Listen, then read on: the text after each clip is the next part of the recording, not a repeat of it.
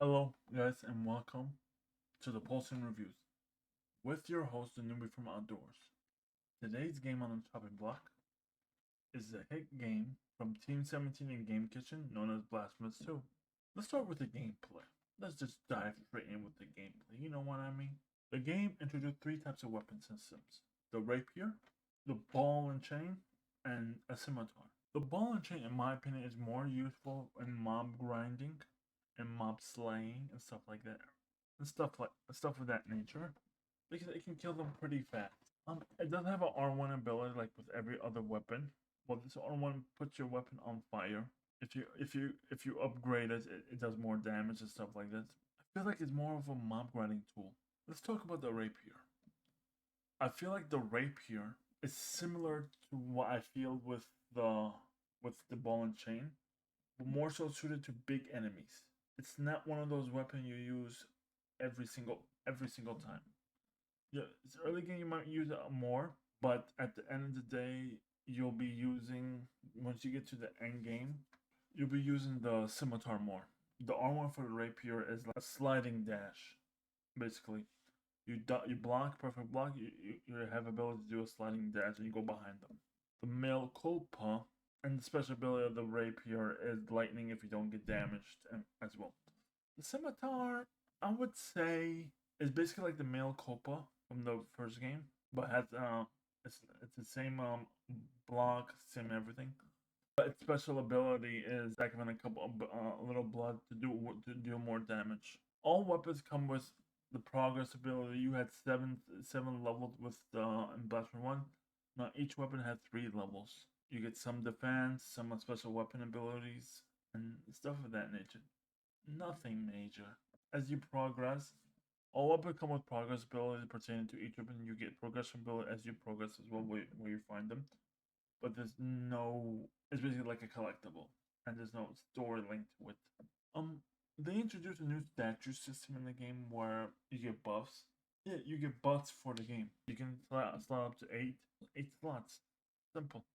Like this, like I said before, there's 3 progress levels to upgrade the slot statue because you start off with 2 or 3, and you only and to upgrade them, there's a new system called marks. You can kill enemies getting these yellow pots collectibles, or you can buy 1 or 2 at the shops.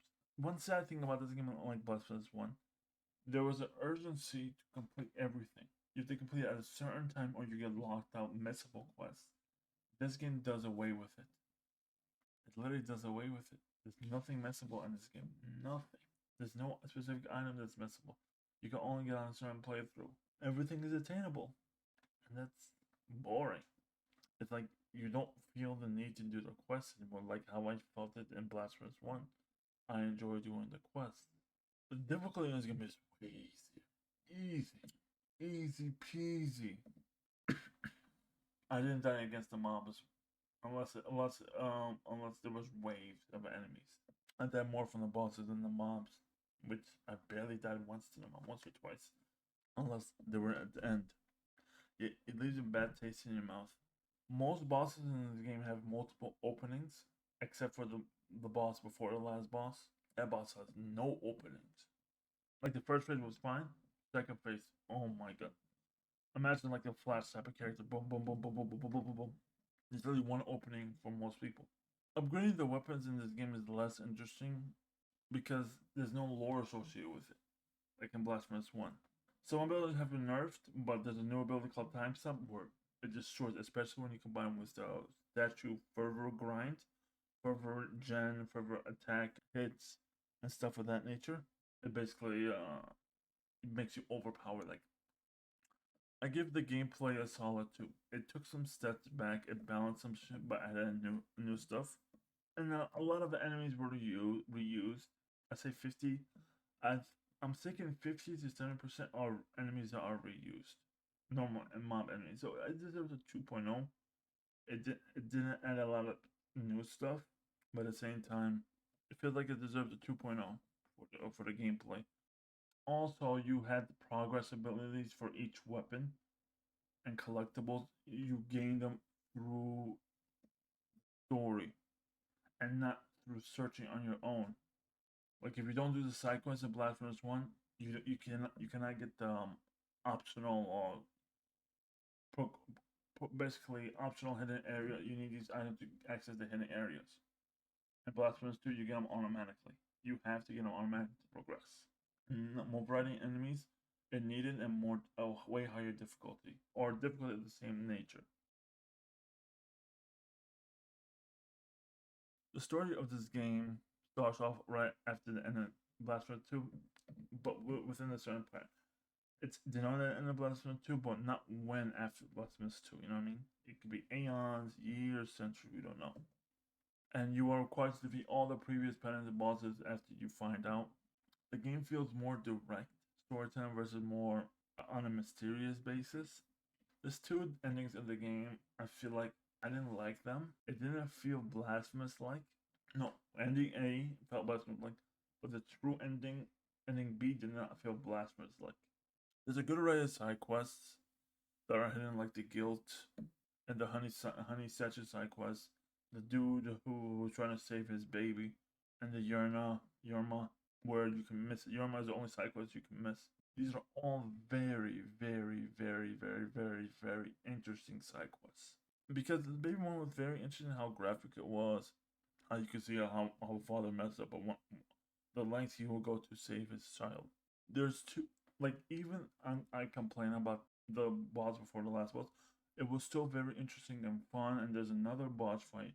It's a 3-phase boss fight that was very epic. I think those two are my favorite bosses. Besides those, all the other ones are very easy.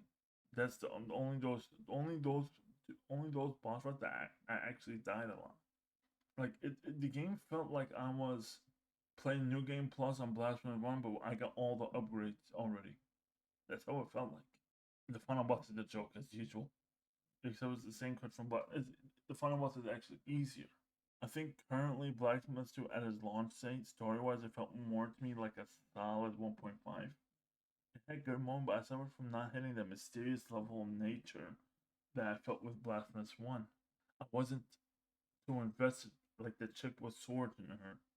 Like what's happening in the background, like the flowers, the guy in the statue, Randalto. Like it didn't make me feel that level of mystery, that level of grip. It didn't grip me. It gripped me enough, but didn't grip me all the way. I feel like it deserves a 1.5. It's interesting, but not enough to grip me and to find out what happened. But Blasphemous 1 made me feel made me feel that I want to know more of the story. I was very invested in it. Blasphemous 2, I'm not that much. Hopefully by next year they release more story content or something like that to add to it. You know what I mean? Yeah, I feel like it deserves a 1.5 for the story section. I think the music for Blasphemous 2 feels very similar to Blasphemous 1. It didn't make me bop my head.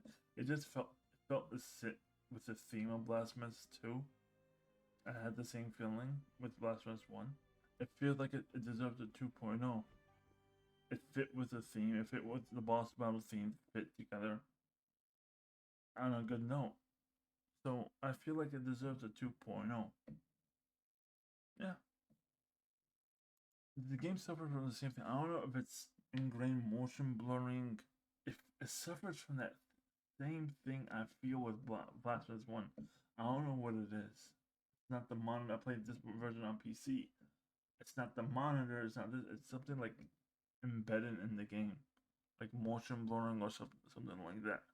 It just every time I play it, it takes me a while for my eyes to get configured, so I don't get annoyed, so I don't feel the urge to stop playing it. Performance was good, but besides that, I think it deserves a 2.0. Not a 2.5 because of that issue, but besides that, the game runs flawlessly. Let's talk about price point.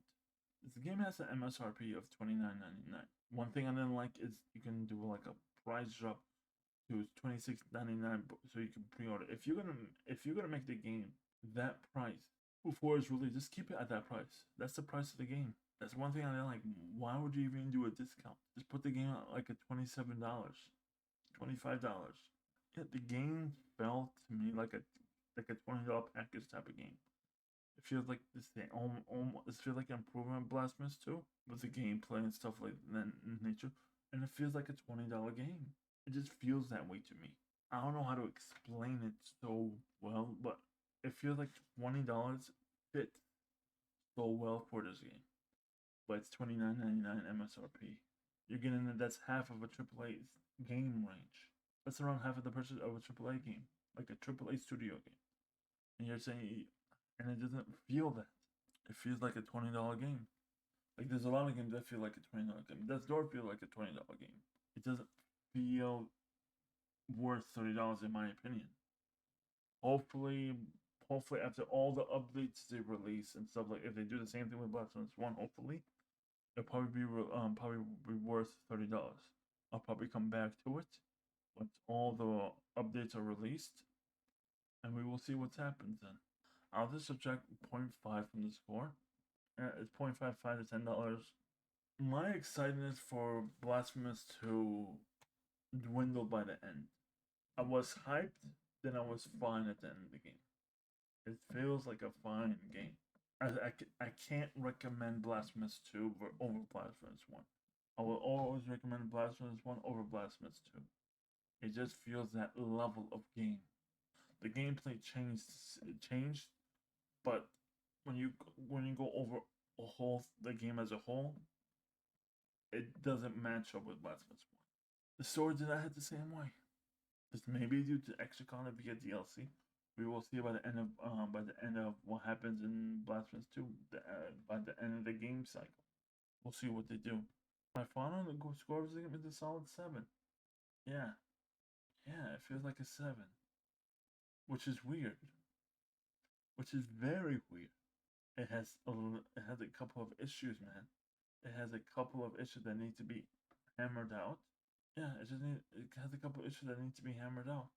I don't know how they're gonna do it, but hopefully by next year this game can bump up. I can bump this game up to an 8 or 8.5, because I feel like it wasn't ready. At least that's my opinion. Oh, also there's no new game plus. It's missing a lot of features from the first game.